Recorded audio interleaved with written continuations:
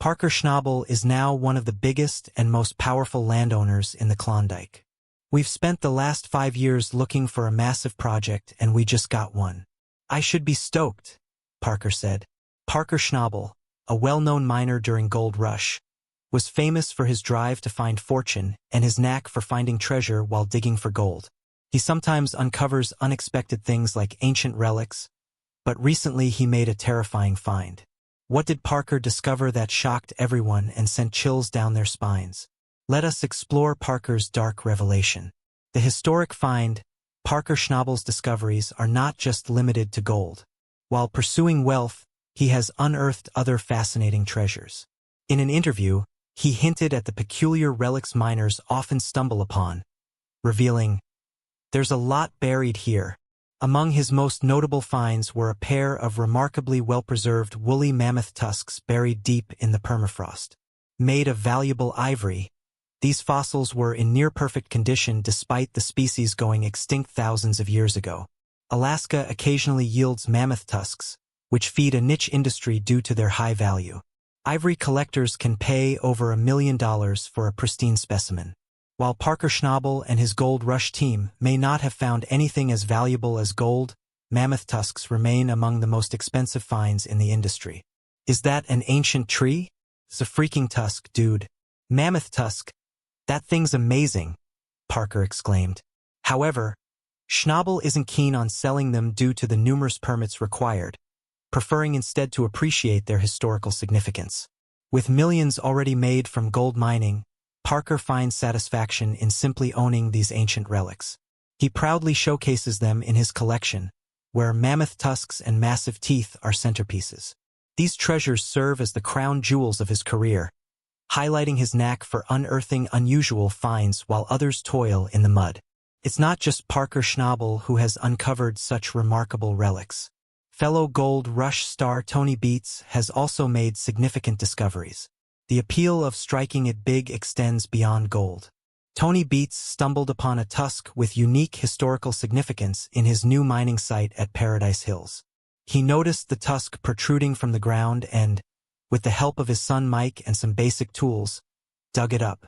Initially mistaken for a jawbone, paleontologists later confirmed it was a woolly mammoth tusk likely connected to other remains found nearby. Experts believe it's linked to the Klondike Gold Rush from more than a century ago. Rumors circulated that Tony Beets had previously discovered the bones of horses and zebras, but this woolly mammoth tusk solidified its importance. Gold Rush asserts that the baby mammoth remains are over 30,000 years old, preserved in the frozen ground during the Ice Age. Throughout history, miners have found more than just gold. They have uncovered peculiar oddities that leave them bewildered. Since Australia's first major gold rush in 1851, nearly 22,000 tons of gold have been mined in Victoria's Golden Triangle. Meanwhile, Parker Schnabel was amazed when he encountered a replica of the Welcome Stranger, the largest gold nugget ever found. This moment occurred in Season 4, Episode 2 of Gold Rush, Parker's Trail. Seeking new adventures, Parker Schnabel and his partner Fred Lewis met with Tyler Mahoney, a fourth-generation Australian gold prospector. She discovered a 4,000-pound golden boulder across the back seat of her truck. Legend has it that the original Welcome Stranger was so massive that it had to be broken into 3 pieces just to fit on a bank scale. Its estimated value today would be around $4.7 million. Unfortunately, the original nugget was melted into gold bars long ago, but 2 replicas remain. One is on display in Melbourne's old Treasury building, while the other belongs to the Dean family. The Victorian gold rush of the 1850s attracted hopeful miners from around the world to Victoria, Australia, in search of fortune. In 1869, 2 Cornish miners, John Deason and Richard Oates, struck gold near Malayagal. The colossal nugget, wrapped in quartz, was weighed at the London Chartered Bank in Dunolly, about 12 miles away. Unable to handle its weight, the nugget was broken up immediately, leaving only a drawing as evidence of its discovery. In more recent times, modern-day prospectors like Parker Schnabel have learned firsthand how challenging the mining business can be. In Season 10, his team unearthed the electrified nugget, a dendritic crystal formation weighing 41.8 ounces. This unique nugget resembled lightning bolts, boosting Schnabel's reputation. The episode $1 Million Payday showcased the nugget, whose pattern increased its value beyond its weight in gold. Season 7 marked a significant turning point for Schnabel. Despite equipment failures and unstable yields, Parker persevered using innovative technology and business acumen. Episodes like Eureka Payday and King of the Klondike highlighted his unwavering determination. By mid-season, his efforts paid off, allowing him to expand his operations and invest in advanced equipment. However, Parker Schnabel hasn't always been successful. Despite earning millions, he has faced significant losses. In Alaska, he and his team invested heavily in one mining site only to scrape up 8 ounces from old waste. Their hope rested on the Wolf Cut, a virgin patch believed to hold over 2,000 ounces of gold. After spending 2 months reaching the pay layer, a devastating flood dashed their dreams. After finding mammoth tusks and the welcome stranger replica, Parker's next mining challenge would test him like never before.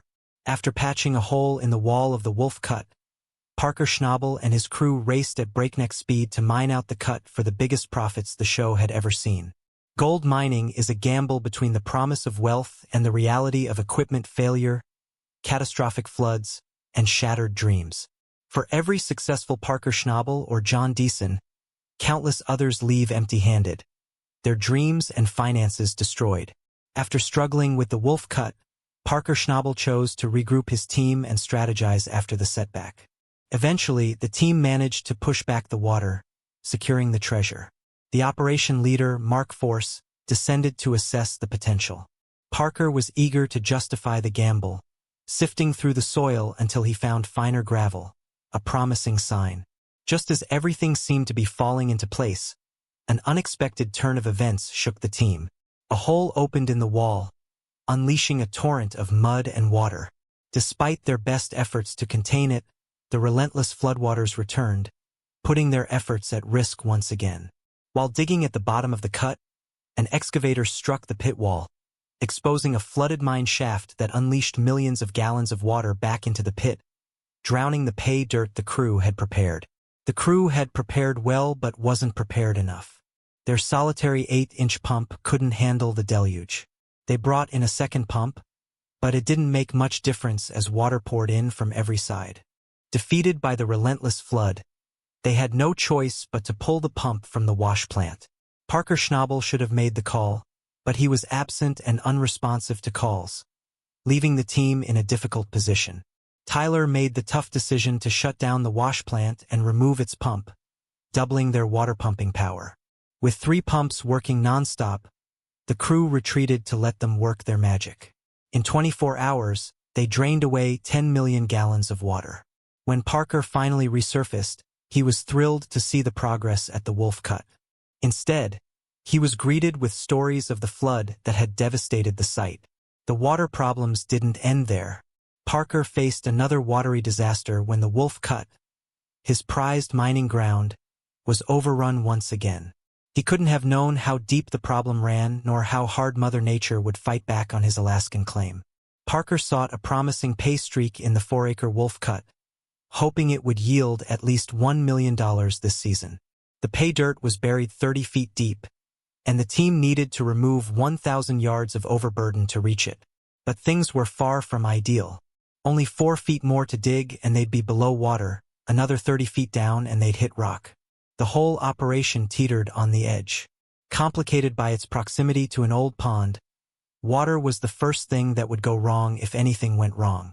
Frozen mud was their saving grace, keeping the water out.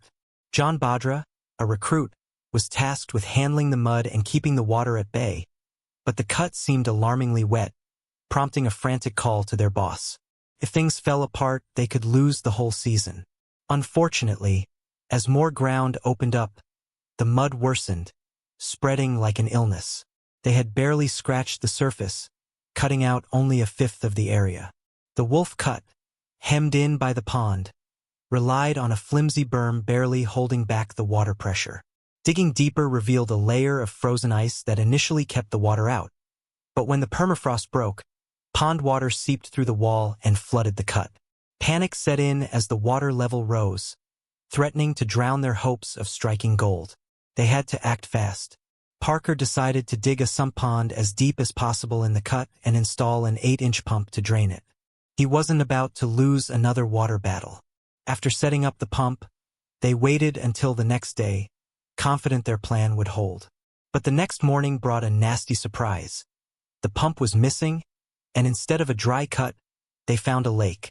The pump had been overwhelmed and was now 4 feet underwater. They were on the verge of losing $500,000. Tyson had to haul out a kayak with a chain from the excavator just to reach the submerged pump. Markforce, the foreman, discovered debris had clogged the suction filter, causing the water level to rise and engulf the pump. He tore down the engine and made repairs, but the damage was done. Recovering from the wolf cut setbacks, Parker's next gold seemed promised a fortune, if they could withstand the Klondike's harsh conditions. At Parker Schnabel's Yukon operation, his right-hand man Mitch Blaschke was trying to achieve the impossible, mine out a record-breaking 90 acres of ground in just one season. The million-dollar major haul wasn't easily won, but Parker, not easily discouraged by losses, had weathered his fair share of setbacks. Despite everything, he stunned miners and fans alike, closing out a season with $14 million in gold. Parker and his team were on the verge of a game-changing season that could redefine gold mining itself. Yet every shovel of dirt could make or break their dream. From the moment the season began, the urgency was palpable. Parker worked tirelessly to coordinate his team's efforts to uncover the precious pay streak. The harsh Alaskan conditions tested their mental grit, and faulty equipment only made matters worse. Parker had to meticulously plan each move, balancing risks and rewards while leading his determined crew through treacherous terrain. Expectations were high, but Parker pressed on, driven by the belief that the Klondike held a fortune that would change their lives forever. Finally, after a long struggle, they struck a rich seam of gold buried beneath the frozen ground. Excitement swept through the camp as they uncovered a massive deposit that could turn the whole season around.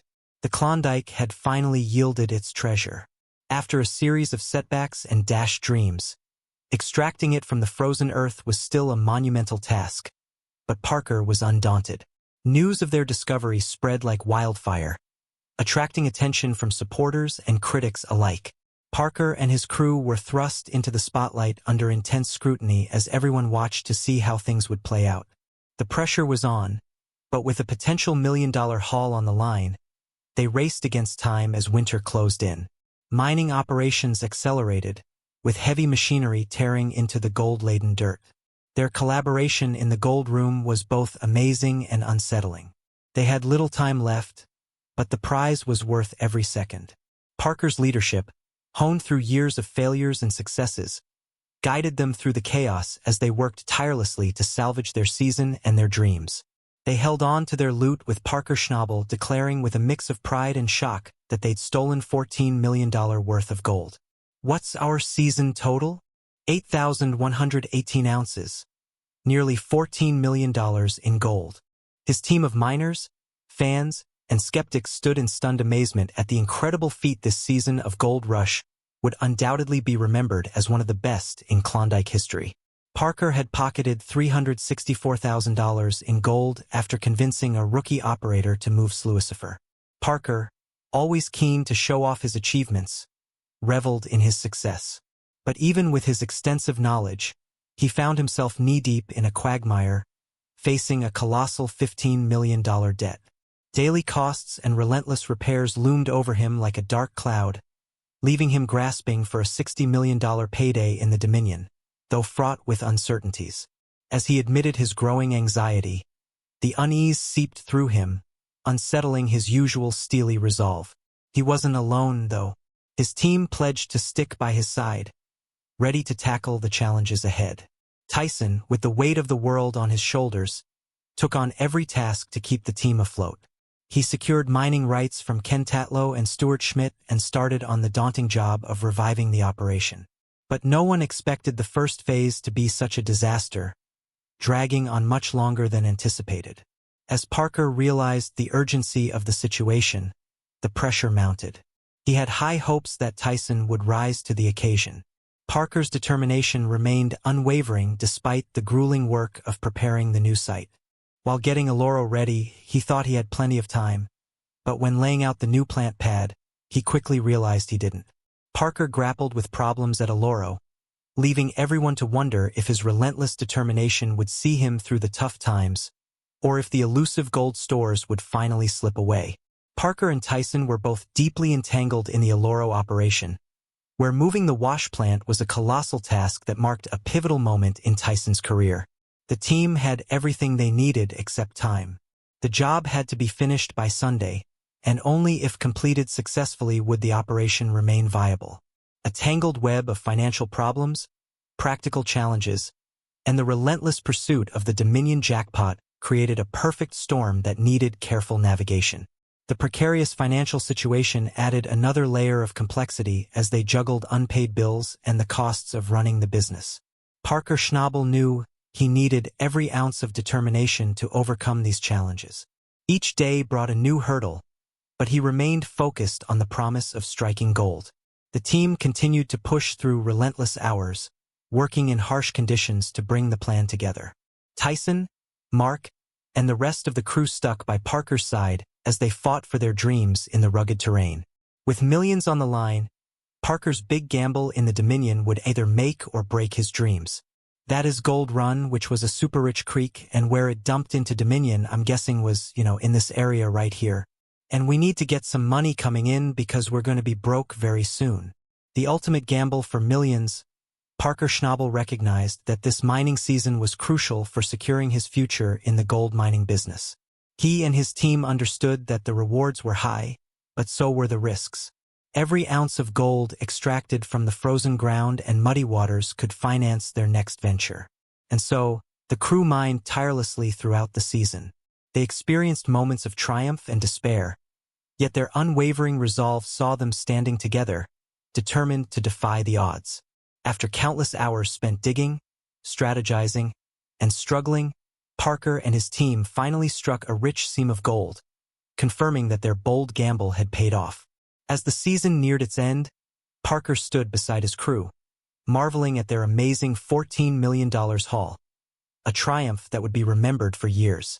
However, witnessing this chaotic endeavor unfold, it was impossible not to wonder if Parker's ambitious gamble would ultimately pay off, or if the mounting financial pressures and logistical challenges would sink his dreams. In the unforgiving world of Dominion, where gold reigns supreme and fortunes shift like sand dunes, Parker found himself in a precarious situation. His dreams of unattainable gold were hanging by a thread as financial difficulties gnawed at the foundation of his business. The relentless heat blanketed the region, raising the question of how anyone could endure this harsh climate. Dominion means sovereign, yet those searching for gold often played by their own rules.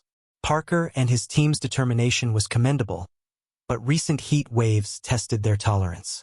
Casual conversations hinted at the struggle of working from dawn till dusk under the scorching sun. The team prepared to move Sluicifer, but that wasn't official yet. They needed more practice before relocating the operation. Tyson, one of Parker's most trusted crew members, set an ambitious goal to streamline operations. He wanted the wash plant up and running before sunrise, and tensions were high as he planned the move. Tyson faced the nerve-wracking job of relocating Sluicifer, a 90,000-pound wash plant on an unstable platform. He had to improvise with makeshift equipment to support the machine's weight, all while ensuring nothing fell apart. The rushed and chaotic nature of the operation left Tyson under immense pressure.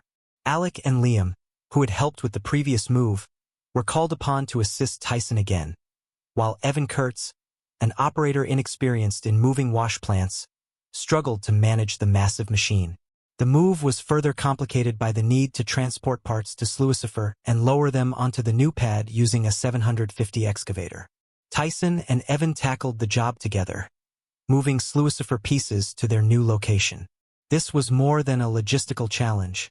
It was a symbolic risk in the treacherous world of gold mining. Breaking down Sluicifer piece by piece was both risky and thrilling. Onlookers couldn't help but wonder if this bold move would uncover the jackpot Parker and his team were chasing, or if it would be the misstep that would ruin them. Tyson knew he would need the 750 excavator to help haul the heavy machine up the hill to its new pad. The team faced a nail-biting challenge navigating the steep terrain, but slowly Lucifer rose to the new pad. Tyson's strategic mastery shone through as he used every tool at his disposal to inch the behemoth forward. The team groaned under the strain, but Tyson's ingenuity held them together. This crucial phase was a litmus test for a successful season in the Dominion. If they pulled it off, Parker could inch closer to his lofty seasonal target. The team's ability to navigate this critical configuration determined the success or failure of the entire operation. Once the wash plant stood firmly on its new pad, the crew felt a sense of readiness and accomplishment. Constructing the conveyor and hopper feeder was an achievement in itself, a clear sign that gold processing was imminent. With the high-stakes move complete, the promise of $364,000 worth of gold loomed in the distance. The problems were solved, at least for now. Everyone eagerly awaited the next chapter in Parker's story. Did Parker Schnabel really strike it rich? Or is the Klondike Gold Rush just a well-edited fantasy? Let us know your thoughts, and remember to like and subscribe for more.